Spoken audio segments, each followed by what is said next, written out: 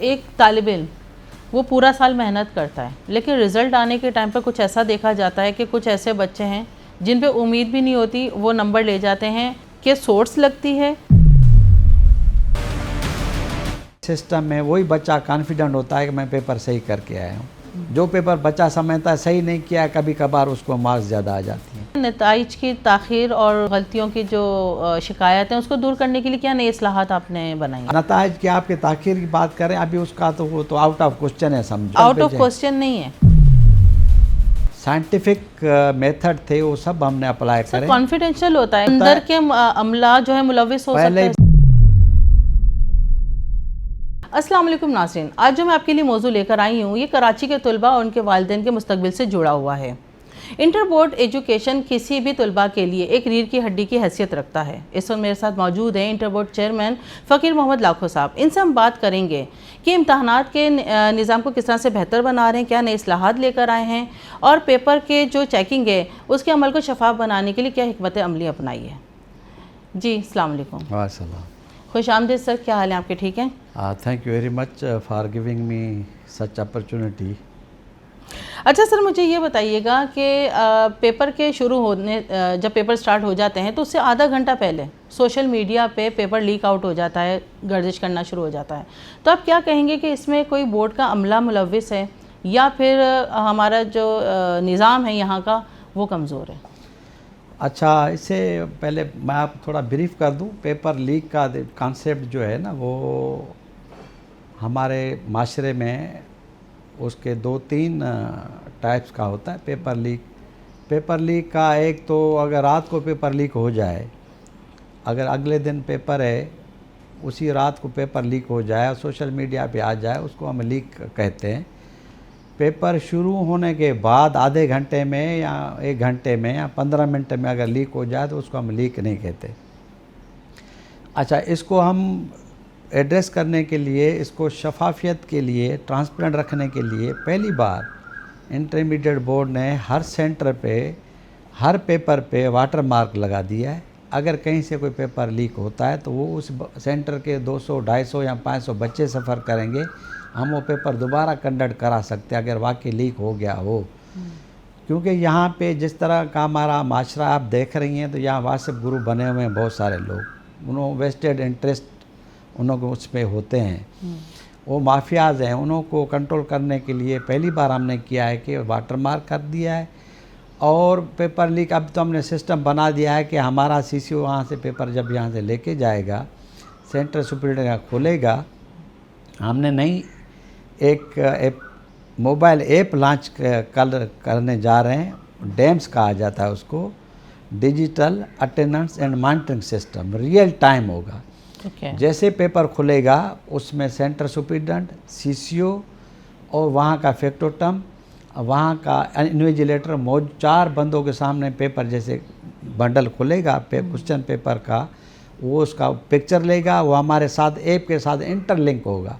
अगर इसके बावजूद पेपर आधा घंटा पहले सोशल मीडिया पर आ गया तो ठीक है, देखें उसका कि आप कहें कि ये जिस माशरे हम रहते हैं कि उसका कंट्रोल करने के लिए हम जितने भी साइंटिफिक मेथड थे वो सब हमने अप्लाई करे। कॉन्फिडेंशियल होता है या तो कॉन्फिडेंशियल अंदर के अमला जो है मुलविस हो सकता है। पहले बात तो ये है कि हमने पहले से ही कोई पेपर नहीं छापते। मैं आपको वजाहत कर दूं यहाँ पे, अदर बोर्ड्स का मैं कुछ नहीं कह सकता। मैंने 20 मेरा पेपर छपेगा रात को, जिस दिन पेपर है रात को 3 बजे या 4 बजे पेपर छपेगा। सुबह आधा घंटा पहले इधर से गाड़ी निकलेगी, वो गाड़ी के पास हम व्हाट्सएप पे कनेक्टेड होगा बंदा जो लेके जा रहा होगा, जहाँ पहुँचाएगा तो वो भी हमारा रियल टाइम हमारा आ रहा होगा। इवन हम गाड़ी पे टैग लगाया हुआ है कि वो हम गाड़ी को लोकेट कर सकें, गाड़ी कहाँ पे कहाँ पहुँचे।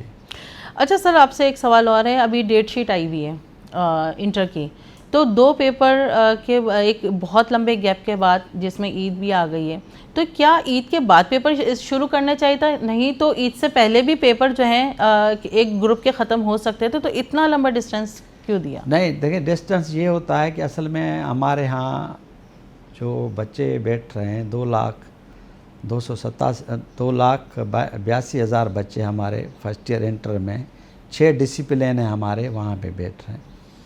उसमें कंप्यूटर साइंस भी है, pre engineering, pre medical, humanities, special बच्चे, कॉमर्स के हो रहे हैं। हमारा बहुत सारे बच्चे, हमने इस तरह उसका सेटअप बनाया है कि मैसअप क्रिएट ना हो, जिस तरह बोर्डों में होता है, जिस तरह एक पेपर सुबह हो रहा है, एक शाम हो रहा है।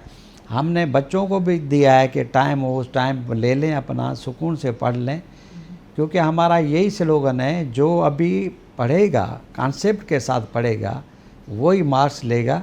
भाई जो नकल के इंतज़ार में बैठा हुआ है तो इंशाल्लाह उसको कुछ नहीं मिलेगा। अभी आपने नकल की बात की है तो इस पे भी मैं बात करूं कि एक तालिब इल्म वो पूरा साल मेहनत करता है, लेकिन रिज़ल्ट आने के टाइम पर कुछ ऐसा देखा जाता है कि कुछ ऐसे बच्चे हैं जिन पे उम्मीद भी नहीं होती, वो नंबर ले जाते हैं, और जो मेहनत करने वाला बच्चा वो पीछे रह जाता है। तो क्या ऐसा है कि सोर्स लगती है और जो असल हकदार है बच्चा, उससे नंबर ले लिए जाते हैं? अच्छा, ये देखिए मिसकंसेप्शन है। मैं अब साइंटिफिकली बीइंग एजुकेशनिस्ट आपको इसको जवाब दे रहा हूँ। कैम्ब्रिज में जो बच्चे पढ़ते हैं, हमने उन्हों के रिज़ल्ट भी कंपेयर करके देखे अपने रिज़ल्ट से।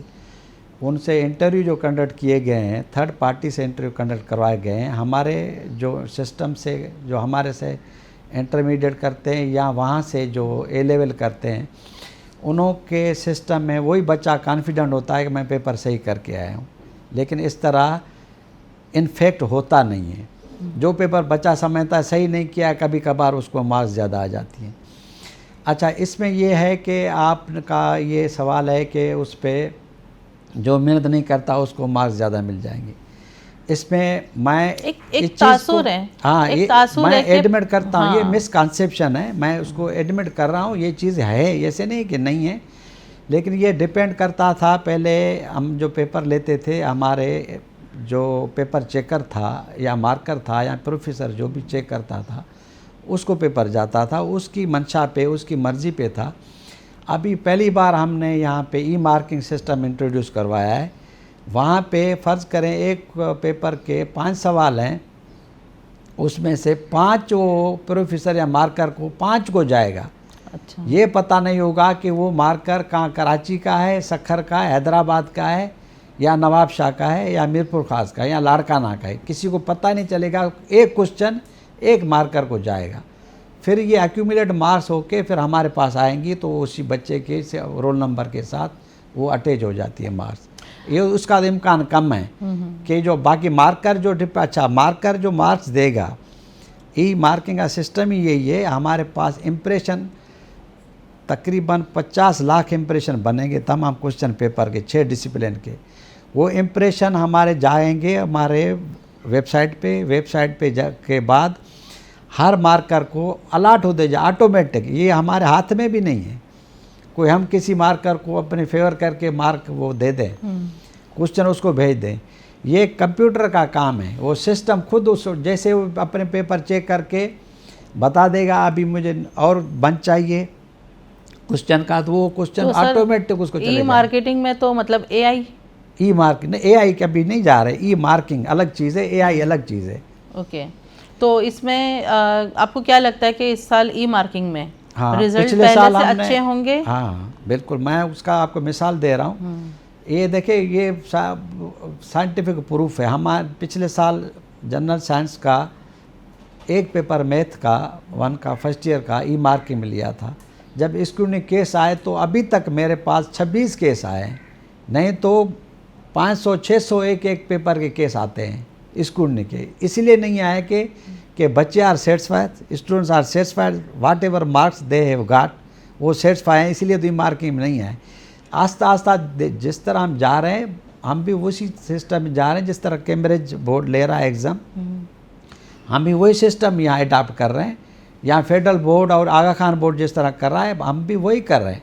उन्हों के साथ मिलके कोलैबोरेशन के साथ IBC के साथ मैंने MOU साइन किया हुआ है, किसी बोर्ड ने नहीं किया हुआ। मैं जो भी कर रहा हूँ तो वो बच्चों के लिए बेहतरी के लिए कर रहा हूँ। जिसको हक है, जिसकी मेहनत है, उसको मेहनत का फल मिलना चाहिए। अच्छा सर, ये बताइएगा कि नताइज की ताख़ीर और गलतियों की जो शिकायत है उसको दूर करने के लिए क्या नई इस्लाहात आपने बनाई? अच्छा, नताइज की आपके ताख़ीर की बात करें, अभी उसका तो वो तो आउट ऑफ क्वेश्चन है समझो। अभी तो ई मार्किंग जैसे पेपर, जिस दिन पेपर हमारे पास कलेक्ट होते जाएंगे, स्कैनिंग, उस पहले हमारे पास टोटल स्कैनर थे 2, अभी हमारे पास 10 स्कैनर हमने और परचेज कर लिए, हमारे पास 12 स्कैनर हैं। जैसे स्कैन होते जाएंगे तो वो हमारे सर ये पोर्टल आउट पे ऑफ जाएंगे। क्वेश्चन नहीं है, इन मसाइल को दूर करने के लिए क्या नई हिकमत अमली अपनाई है? हिकमत अमली ये है कि देखें हमने सिस्टम दोनों साथ साथ ले रहे हैं। जैसे हमारे पास पेपर कलेक्ट होने के बाद हमारी स्कैनिंग शुरू हो जाएगी, ठीक है। स्कैनिंग का प्रोसेस चलता रहेगा। आपने जो क्वेश्चन किया ना, एक एक दिन हमने बीच में छोड़ा है, उसकी वजह यह है कि हमारा स्कैनिंग प्रोसेस वो कंप्लीट करता जाएगा। जैसे हमारे पास पेपर कलेक्ट हो गए, हम स्कैनिंग हो गई, वो हमारे पोर्टल पे चलता जाएगा। अब हम देखें थर्ड पार्टी हमारी कर रही है, हम बोर्ड के कोई बोर्ड के बंदे वो पेपर नहीं देख रहे हैं, या हमारे प्रोफेसर वो पेपर नहीं देख रहे, एक नहीं देख रहा है, एक पेपर एक प्रोफेसर के पास नहीं है, इसलिए इम्कान इसका कम है। मुझे अल्लाह पे यकीन है ऐसी चीज़ कोई नहीं होगी।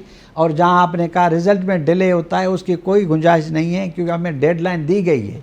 चले सर, अब असल सवाल की तरफ आ जाते हैं। इम्तहानी मराकज़ पेपर भी हो गए, रिज़ल्ट भी हो गया। अब इम्तहानी मराकज़ में जब बच्चे बैठेंगे तो उस वहाँ पे नकल की रोकथाम के लिए क्या उसकी शफाफियत पे आपने अमल दरामद किया? हाँ, कोई नई इस्लाहात? हाँ, नई इस्लाहात ये है कि हमने अभी अपना प्रॉपर मैकेनिज़्म बना दिया है, इन्विजिलेशन टीमें बना दी हैं, इन्विजिलेट जो करेंगी। मैं कल रीजनल डायरेक्टर कराची से, डीजी सिंध कॉलेजेस कराची से और सेक्रेटरी कॉलेजेस से पहली बार ये हुआ है, बीइंग ए चेयरमैन मैं खुद चल के उनके साथ मीटिंग कल करके आया हूँ। इस चीज़ के लिए हम बिल्कुल पूरी उम्मीद हैं उन्हों का तावन। और सबसे बड़ी बात यह है कि हमारा सेक्रेटरी साहब और मिनिस्टर मोहम्मद इस्माइल राहू साहब वो ये चाह रहे हैं कि शफाफियत के साथ नकल के लिए हमारे पास ज़ीरो टॉलरेंस है, ना नकल को कहीं पे इनकरेज करेंगे, ना नकल हम करने देंगे। हमारी पूरी कोशिश होगी कि ये क्या काम रोका तो जाए। हर साल इन्विजिलेटर्स भी बनाए जाते हैं, नहीं, इतने बूटी तादाद माफिया में भी नहीं, होती है। इतने तादाद में नहीं होती थी। अभी 2 टीमें डीजी कॉलेजेस की बनाई है, एक टीम आरडी कॉलेजेस की बनाई है, ये अलग है। हमारे अपनी टीमें अलग है और न्यूट्रल टीमें हमारे प्राइवेट वालों। पहली बार ये हुआ है इन्विजिलेशन में, मैंने Sindh private school and college association से भी इन्विजिलेटर लिए हैं, नहीं तो पहले इन्विजिलेटर वहाँ उन्हों के नहीं होते थे। एक थर्ड पार्टी के लिए भी हमने गुंजाइश छोड़ी है। कहीं पे भी ये इंशाल्लाह कहीं पे भी ये चीज़ नकल का पूरी कोशिश करेंगे कि नकल को हम रोक सकें। मैं ये नहीं कहता 100% वी विल बी सक्सेस, लेकिन ये हम हो सकता है कि हम 95% 99% हम उस पर कामयाब जाएँ। अच्छा सर, ये डिग्रियों की वेरिफिकेशन है और मार्कशीट के आसानी से उसूल के लिए क्या तुलबा के लिए आसानियाँ पैदा की जा रही हैं? अच्छा, ये अच्छा हुआ आपने पूछ लिया। ये तो हमने यहाँ पे जैसे मैं बोर्ड को ज्वाइन किया है, पहले महीने से मैंने इस पे काम किया। आप आई होंगी पहले, आप पहले भी अगर बोर्ड में आई होंगी तो यहाँ पे राज हुआ करता था एजेंट माफिया का। अभी आपको लोग, इम्तिहान का दौर है तब भी आपको लोग आपको कम मिले होंगे। उसकी वजह यह है कि मैंने MOU साइन किया है क्विक पे से, MOU साइन किया है UMS से, अर्जेंट मेल सर्विस जो पाकिस्तान पोस्ट ऑफिस से। ऑनलाइन बच्चा फॉर्म भरता है, हमारे पास आता भी नहीं है, घर बैठे दूसरे तीसरे दिन उसको सर्टिफिकेट मिल रहा है, उसमें कोई रुकावट नहीं है। ये पिछले 6 महीने से हो रहा है। पक्का सर्टिफिकेट, कच्चा सर्टिफिकेट, तमाम मार्कशीट, एनरोलमेंट। अच्छा, एडमिट कार्ड भी बच्चे मेरे लेने बोर्ड में नहीं आएंगे, they can print eight their homes, वो वहाँ प्रिंट करेंगे अपना एडमिट कार्ड। अच्छा सर, ये इंटर बोर्ड के जो निसाब हैं इनको जदीद तकाज़ों तक पहुँचाने के लिए क्या आप हिकमत अमली अपना रहे हैं? देखिए, इसमें मैं भी मेंबर हूँ करिकुलम कमेटी का, हमारे सिंध टेक्स्ट बुक बोर्ड का, और एक पूरा प्रोजेक्ट है सिंध सेकेंडरी इम्प्रूवाइज प्रोजेक्ट का, एशियन डेवलपमेंट बैंक की मात, उनके साथ भी हमारी मीटिंग्स हो रही हैं। आगे चल के हम वो हमारी जो करिकुलम विंग है बनी हुई है एजुकेशन डिपार्टमेंट में, वहाँ पे फौजिया खान बैठती हैं, वो एडवाइज़र है करिकुलम विंग की। और हमारे पास डाकार है जो हमारा डायरेक्टरेट बना हुआ है करिकुलम विंग का जामशोरों में, उसके साथ भी लिंक पे है। कई हम इसमें मीटिंग कर चुके हैं, IBCC से बात कर चुके हैं, और नेशनल करिकुलम काउंसिल सभा तबस्सुम के साथ भी हम मीटिंग कर चुके हैं इसे करिकुलम के लिए। वो हमारे जो पुराने थे वो हमने तकरीबन सिलेबस कर दिया है, 1-2 सब्जेक्ट रहता है, साइंस के तकरीबन हमने सब्जेक्ट रिवाइज कर दिए हैं, नए सब्जेक्ट था सिलेबस तहत, उसी कंटेंट्स के तहत हम वो अभी पेपर ले रहे हैं। अच्छा सर, एक चीज़ और, मालूम नहीं कि आपका इसमें कितना हाथ है, लेकिन पढ़ाई जैसे जैसे महंगाई बढ़ती जा रही है, एजुकेशन महंगी होती जा रही है, बुक्स भी महंगी होती जा रही हैं, तो ये बुक्स के इनकी कीमतों को कम करने के लिए, पढ़ाई को सस्ता करने के लिए भी कोई आप लोग की तरफ से ऐसे कोई हिकमत अमली अपनाई जा रही है? देखिए, मैंने यहाँ पे बोर्ड पे जब मुझे पहले मीटिंग हुई थी मेरी फाइनेंस कमेटी की, उन्होंने ये कहा था कि हमारा रेवेन्यू कम है और बच्चों की फ़ीस बढ़ाई जाए। मैंने बिल्कुल आउटराइटली उनको रोक दिया था। मैंने कहा पहले लोग सब देखो, गरीब लोग भी पढ़ रहे हैं, बिल्कुल, पैसे वाला भी पढ़ रहा है, गरीब लोग अफोर्ड नहीं कर सकते, हमारा टारगेट वही है, गरीब लोग हैं। उनके लिए हमने ये किया। आपको ये मेरा ख्याल है सुन के खुशी भी होगी कि पहली बार सिंध गवर्नमेंट की तरफ से सही सरदार अली शाह मिनिस्टर जो एजुकेशन है उसके अंडर में आता है सिंध चेक्स बोर्ड। तमाम बुक्स आपके ऑनलाइन मौजूद हैं।